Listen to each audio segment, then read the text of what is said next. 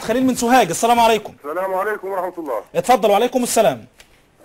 معذرة، أنا عايز أقول للأستاذ أحمد واضح أنه هو مغيب العقل منذ العهد السابق، وأن غياب عقله بلغ أرجو يا مشاهد يعني أنا عايز أقول لحضرتك بس حاجة، عفوا بس أنا هرد على الأخ اللي بيتكلم. مغيب العقل اللي أنت بتقول عليه ده، أنت فاهمني؟ حل مشاكل في محافظتك لا حصر ليها عندما كنت رئيسا لأحد القنوات. أكمل كلامي. يا ريت يكون في لياقة. أرجو بس مشاهدينا الكرام، عفوا أستاذ أحمد، يعني شكرا لك مشاهدينا الكرام، لو سمحتم هذه القناة تلتزم مهنية والإعلامية. نرجو مشاهدينا الكرام احترام ضيوفي في هذه الحلقة واحترام وانتقاء الكلمات. نحن نحاول أن نعرض بعض المشاكل الموجودة في الشارع السياسي أو الشارع الاجتماعي أو الشارع الاقتصادي أو الشارع الاجتماعي. من يريد عنده اقتراح أو استفسار أو يطرح قضية يطرحها بأدب دون أن يجرح إلى ضيوفي أو إلى أحد الأشخاص. شكرا لضيوف الكرام، شكرا جزيلا. أنا بس هرد على الأخ بلدياتنا اللي من سوهاج. أنت فاهمني؟ طب. يعني هو بيتهجم عليا بيقول إن أنا مغيب العقل أو إلى آخره. أنا مواطن مصري وأنتم تتحدثون معي كما لو كنت أبو لهب.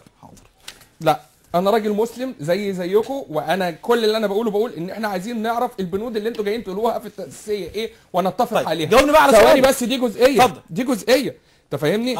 هو بيقول ان احنا مغيبين. المحافظه بتاعتك محافظه سوهاج اللي هي بلدي، ساعدت في مشاكل كتيره جدا فيها ايام اللي هو محسن النعماني. سائر لك حق في ذلك.